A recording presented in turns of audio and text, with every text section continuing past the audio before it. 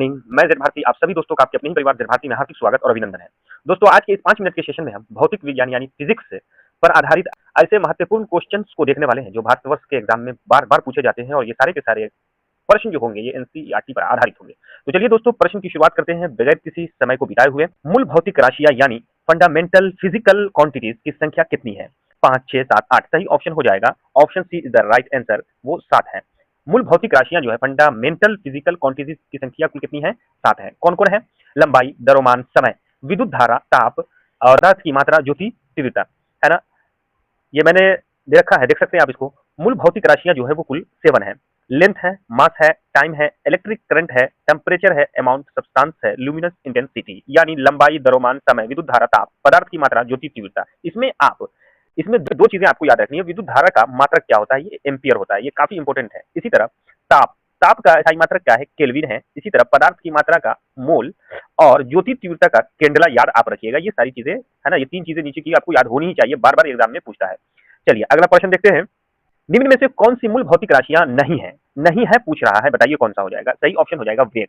लंबाई है सर, समय है, द्रव्यमान है, बट वेग नहीं है मूल भौतिक राशियों की लिस्ट में। चलिए अगला प्रश्न देखते हैं। ज्योति तीव्रता का एसआई मात्रक क्या है? बताइए। ल्यूमिनस, कैंडेला, वाट, लक्स। तो सही ऑप्शन होगा कैंडेला है ज्योति तीव्रता का एसआई मात्रक। अगला प्रश्न, एक प्रकाश वर्ष लाइट ईयर किसके बराबर होता है? बताइए।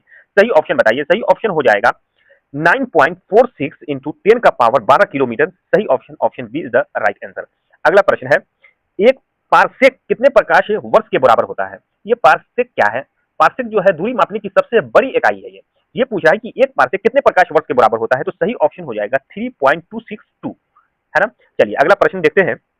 वायुमंडलीय दाब यानी एटमॉस्फेरिक प्रेशर मापने का मात्रक क्या है? पास्कल है, न्यूटन है, बार है, जूल है, क्या है? सही ऑप्शन हो जाएगा ऑप्शन सी बार है। वायुमंडल यानी एटमॉस्फेरिक प्रेशर को मापने का मात्रक। अगला, शक्ति यानी पावर का एसआई मात्रक क्या है? बताइए। पावर का एसआई मात्रक जो है शक्ति, शक्ति मतलब वाट लगा दूंगी तुम्हारी। सही option option B is the right. इसी तरह जूल का एसआई मात्रक किसका एसआई मात्रक है? न्यूटन किसका है? पास्कल किसका है? मैं बता दूं आपको, पास्कल जो है ये किसका है? दाब का है। पास्कल दाब का एसआई मात्रक है। इसी तरह न्यूटन किसका हो जाएगा?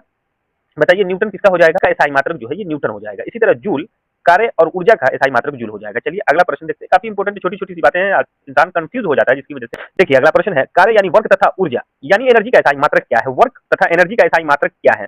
सही ऑप्शन हो जाएगा जूल। सही ऑप्शन हो जाएगा joule, option C is the right answer. चलिए अगला प्रश्न देखते हैं।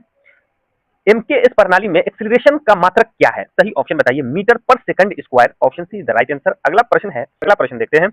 आवेग का मात्रक क्या होता है? आवेग का मात्रक है, देखिए, है ना, न्यूटन पर सेकंड होता है। चलिए अगला प्रश्न देखते हैं। एक पिकोग्राम कितने ग्राम के बराबर होता है? एक पिकोग्राम जो है 10 का पावर 12 ग्राम के बराबर, option see the right answer. अगला प्रश्न, ओजोन परत की मोटाई मापने का मात्रक क्या है? मालूम होना चाहिए आपको, ये डॉप्सन है। क्या है? डॉप्सन है। बताइए ओजोन परत जो है ना, वायुमंडल के किस परत में होती है? चलिए अगला प्रश्न बताइए। दाब का एसआई मात्रक पास्कल किसके बराबर होता है? दाब का एसआई मात्रक पास्कल जो है ये किसके बराबर है? तो न्यूटन पर मीटर स्क्वायर के होता है। चलिए अगला प्रश्न देखते हैं। आवेग किसके बराबर होता है? आवेग किसके बराबर होता है? बताइए। ये तो बल गुने समय के बराबर आवेग होता है। अगला, ओजोन परत मुख्यतः वायुमंडल की किस परत में पाई जाती है? तो ये समताप मंडल में पाया जाता है। चलिए अगला प्रश्न देखते हैं। अगला प्रश्न है, एंगस्ट्रॉन में क्या मापा जाता है? एंगस्ट्रॉन में क्या मापा जाता है? बताइए। सही ऑप्शन है तरंग दैर्ध्य, है ना। चलिए अगला प्रश्न देखते हैं। एक अशोक शक्ति कितने वाट के बराबर होता है? सही ऑप्शन हो जाएगा 746 वाट के बराबर होता है। Option C is the right answer, एक अशोक शक्ति। अगला, एक माइक्रोन किसके बराबर होता है? एक माइक्रोन जो है 10 का पावर 6 मीटर के बराबर होता है। चलिए अगला प्रश्न देखते हैं। चालक की वैद्युत प्रतिरोधकता का मात्रक क्या है? बताइए। चालक की वैद्युत प्रतिरोधकता का मात्रक क्या है? सही ऑप्शन हो जाएगा ओम मीटर हो जाएगा। क्या होगा? ओम मीटर। अगर आपसे सिर्फ पूछे प्रतिरोधक का एसआई मात्रक क्या होगा तो ओम होगा, लेकिन यहाँ वैद्युत यानी इलेक्ट्रिकल प्रतिरोधकता पूछा है तो ओम मीटर हो जाएगा। चलिए अगला प्रश्न देखते हैं, है ना। क्यूसेक में क्या मापा जाता है? बताइए। वायु वेग, जल का बहाव, विद्युत धारा, दाब। सही ऑप्शन हो जाएगा जल का बहाव मापा जाता है क्यूसेक में, है ना। चलिए अगला प्रश्न देखते हैं। अगला प्रश्न है, दूर की वस्तुओं को देखने के लिए किस उपकरण का प्रयोग किया जाता है? माइक्रोस्कोप का, पेरिस्कोप का, बाइनोक्यूलर दूरबीन का।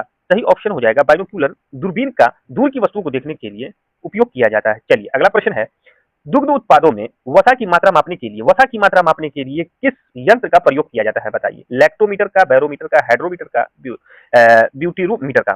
सही ऑप्शन जो हो जाएगा मेरे दोस्तों, सही ऑप्शन होगा इसका ऑप्शन डी, ब्यूटीरोमीटर का प्रयोग जो है दुग्ध उत्पादों में वसा की मात्रा को मापने के लिए किया जाता है। आप बताइए कि लैक्टोमीटर का इस्तेमाल कहाँ होता है? लैक्टोमीटर दूध की शुद्धता मापने के लिए लैक्टोमीटर का प्रयोग किया जाता है। समझ में आई ना बात? अब बैरोमीटर का वायुमंडलीय दाब को मापने के लिए बैरोमीटर का इस्तेमाल किया जाता है। किसका किया जाता है? वायुमंडलीय दाब को मापने के लिए बैरोमीटर का। अच्छा, हाइड्रोमीटर, हाइड्रोमीटर में वस्तुओं का सापेक्षिक घनत्व मापा जाता है। चलिए अगला प्रश्न देखते हैं। प्रकाश की तीव्रता मापने के लिए किस यंत्र का प्रयोग किया जाता है? तो वो लक्सीमीटर का प्रयोग किया जाता है प्रकाश की तीव्रता मापने के लिए। अगला प्रश्न, हृदय की ध्वनि सुनने के लिए किस यंत्र का उपयोग किया जाता है? तो स्टेथोस्कोप का इस्तेमाल किया जाता है। चलिए अगला प्रश्न है। तो दोस्तों आज के लिए यहीं तक। अगर आपको मेरी वीडियो अच्छी लगी हो तो दोस्तों तक जरूर शेयर कीजिए। Thank you so much.